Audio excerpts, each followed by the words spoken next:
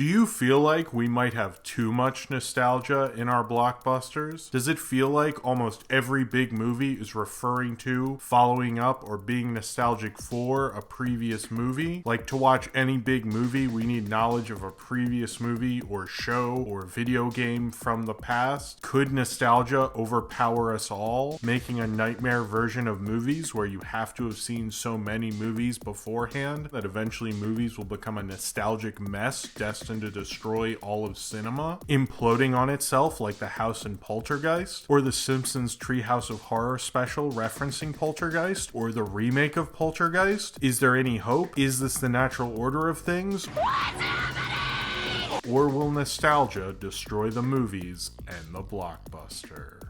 I'm Jim Gisriel, and this is Deep Focus. The term blockbuster was originally coined for a bomb from World War II that would literally destroy entire blocks. But when it comes to movies, we're talking about big, expensive movies that make tons of cash. We're talking about massive hits that everyone is talking about, everyone is seeing, a big tentpole movie that the Hollywood machine is pushing for you to see. Although there were huge hits that in retrospect could be considered blockbusters, the term originated to describe the success of Jaws and Star Wars. Jaws and Star Wars represent the change from the Hollywood of the 70s to the age of the modern blockbuster that we know today. After the darker, more personal, auteur-driven films of the 70s and breaking out of a cynical post-Vietnam, post-Nixon, post-Debbie Boone era, basically America and the world in general needed a pick-me-up after everything that they had been through throughout the 70s, and Star Wars and Jaws were ready to give it to them. Star Wars represented a return of classic Hollywood, a kind of movie people could believe in, and remind a previous generation why they fell in love with the movies in the first place. Just like a classic Hollywood adventure movie, or serial, or western, as well as Jaws with its Val Lewton meets Hitchcock-inspired monster movie. Both Jaws and Star Wars were hugely influential on blockbuster film. You could say that blockbusters in general really wouldn't be what they are today without them. Both Spielberg and Lucas's focus on nostalgia continued throughout their filmographies, especially with the Spielberg directed and Lucas written ode to pulp comics and adventure films of the 30s and 40s, Raiders of the Lost Ark. This was also present in Lucas's previous to Star Wars film American Graffiti, which jump-started the 50s nostalgia boom in the 70s, and also continued throughout Spielberg's other works. When you look at things like 1941, War of the Worlds, the Twilight Zone movie, you can even sense some of that in E.T., and then when you get to Spielberg-produced films, you're talking about Back to the Future. Yeah, well, I saw it on a rerun.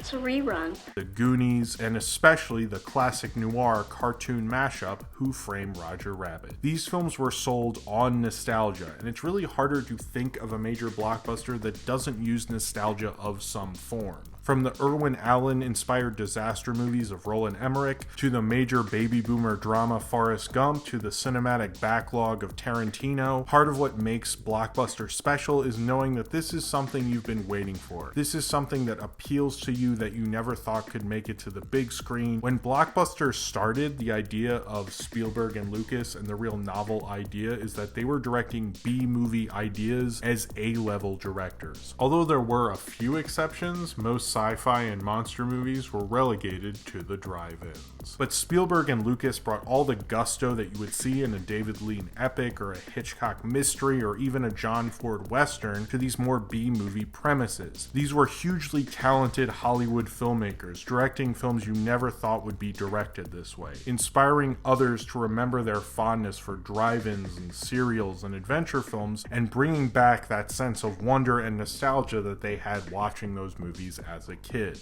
But when you're a child of the baby boomers, as I am and most millennials are, we really weren't aware of these previous ways to see movies. B-movies or drive-ins, you didn't know that when you first saw Star Wars, or were aware of how cartoons played before the features when you saw Roger Rabbit, and we didn't really understand the nostalgia that the previous generation experienced through those movies. Not believing that you'd see Mickey Mouse and Bugs Bunny together was a major thing, but for a kid who right before he left the theater to see Roger Rabbit was watching Looney Tunes on Nickelodeon, it wasn't really as shocking. I mean, if you really think about it, most people at this point have seen Jaws more times than they have seen the shot in Vertigo that Jaws is referencing, or have seen Star Wars more times than they've seen any John Ford movies at all. Making a previous generation's nostalgic blockbusters the things that we are actually nostalgic for. But in a way, that's why nostalgia has become so much worse. If you look back, the movie brat directors of the 70s that grew up with movies on TV and repertory theaters, these were the first generation of Hollywood filmmakers not to come from traditional theater, but to come from film schools and from a love of movies. They had probably seen more movies before becoming filmmakers than any other generation of Hollywood filmmakers before, giving them all of Hollywood history up to that point to be inspired by and nostalgic for.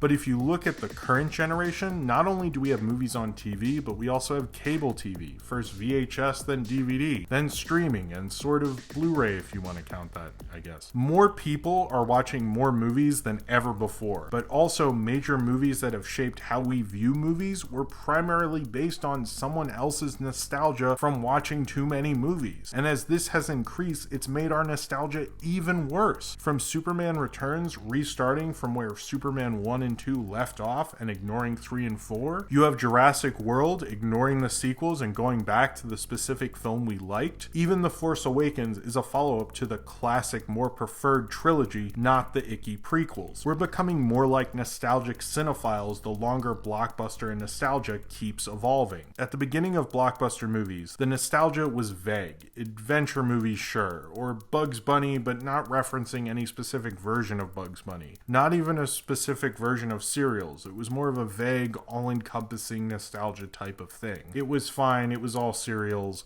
we're not going to get into that. But now we have a movie based on a line in the opening crawl and a line of dialogue from the first Star Wars. Our own personal nostalgia has gotten more specific. Just the concept of a movie being remade isn't enough for us, which makes me wonder, what does that hold for the future? What does that mean for a kid who sees The Force Awakens now? They've probably seen the other Star Wars movies, but they don't have that personal nostalgia for it that I have. They haven't built up a dream of years and years of hoping they might see Han Solo in the original cast after seeing them a million times on VHS. Just like how I didn't see the nostalgia for B-movies from the drive-ins or seeing Bugs Bunny and Mickey Mouse together. Will this get even worse and continue to get even more specific, having movies take place only in other scenes from other movies, or even nostalgic for other previous generations' nostalgia? Does this have any sign of slowing down, or will it really implode to a kind of self-referential nostalgic mess that we can't get out of? Well, until the house implodes, you're gonna need a bigger boat. And that was Deep Focus. This episode was written by myself and Matt Berry. Thank you very much for watching.